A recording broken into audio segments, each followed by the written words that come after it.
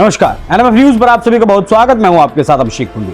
America के अगले boss का ऐलान हो चुका है। डोनाल्ड ट्रंप अमेरिका के 47वें राष्ट्रपति बनने वाले हैं। 20 जनवरी को उनका शपथ ग्रहण होना है, क्योंकि चुनाव जीतने के लिए 270 इलेक्टोरल वोटों की जरूरत होती है और ट्रंप को 312 इलेक्टोरल वोट हासिल हुए और 50.4% लोकप्रिय वोट भी उन्होंने हासिल किया। कमला हैरिस हर मामले में ट्रंप से पिछड़ गई, लेकिन फिर भी बाइडेन की ही पार्टी के लोग ये मांग कर रहे हैं कि कमला हैरिस को राष्ट्रपति बनाया जाए। ये ठीक वैसा ही दबाव बनाने जैसा है जैसा कि बाइडेन की उम्मीदवारी के वक्त बनाया गया था, क्योंकि ट्रंप के सामने डेमोक्रेटिक पार्टी की तरफ से जो बाइडेन ही उम्मीदवार थे। लेकिन पहली प्रेसिडेंशियल डिबेट के बाद जब बाइडेन पिछड़ते नजर आए तो उन्हीं की पार्टी के लोगों ने उनका नाम वापस करवाकर मौजूदा उपराष्ट्रपति कमला हैरिस का नाम सामने कर दिया, जिसके बाद कहा गया कि अब मुकाबला कांटे का है, टक्कर का है और अमेरिका का जो डेमोक्रेटिक इतिहास है,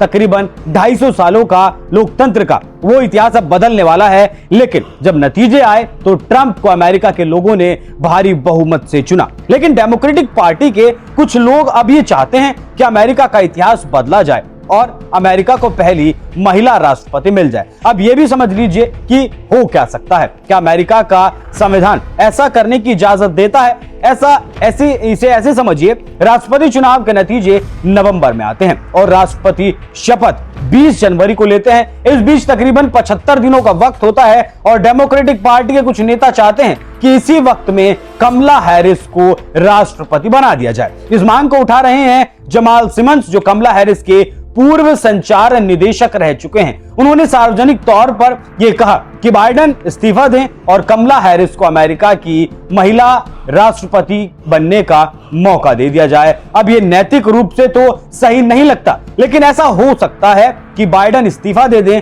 और कमला हैरिस राष्ट्रपति बन जाए, क्योंकि इससे पहले भी अमेरिका के इतिहास में ऐसा हो चुका है जब राष्ट्रपति ने अपना कार्यकाल पूरा नहीं किया और उनका बचा हुआ कार्यकाल उन्हीं के उपराष्ट्रपति ने पूरा किया हो। क्योंकि अमेरिका इतिहास में कई राष्ट्रपतियों की हत्या कर दी गई और उपराष्ट्रपति ने ऐसे में कार्यभार संभाला और कार्यकाल पूरा भी किया, तो ऐसा होना संभव है। लेकिन यहां यह भी गौर करने वाली बात है कि जब बाइडेन से उम्मीदवारी छीनकर कमला को दी गई थी, तब भी डेमोक्रेट्स के एक धड़े द्वारा इसे तख्ता पलट कहा गया था। तो कमला हैरिस को लेकर उनकी अपनी ही पार्टी दो फाड़ है। एक धड़ा कमला को चाहता है, एक बाइडेन को चाहता है। लेकिन बात अगर नैतिकता की जाए तो कमला हैरिस को सम्मानजनक तरीके से जीतकर लोगों के वोट से वो जीत हासिल करनी चाहिए, बताना चाहिए कि वो क्या कर सकती हैं। जिस तरीके से ये उन्होंने चुनाव लड़ा और उसी आधार पर जीत कर सत्ता में आना चाहिए। बाकी उनकी पार्टी की सरकार है, 2 महीने से ज्यादा का वक्त बाकी है। देखना होगा क्या अमेरिकी लोकतांत्रिक इतिहास में एक और पन्ना जुड़ता है। क्या कमला हैरिस को इस वक्त में जो 2 महीने से ज्यादा का वक्त बचा है, इसमें राष्ट्रपति बनाया जाता है और अमेरिका का इतिहास बदला जाता है। बाकी इस विषय पर क्या है आपकी राय, कमेंट कर हमें जरूर बताएं। धन्यवाद।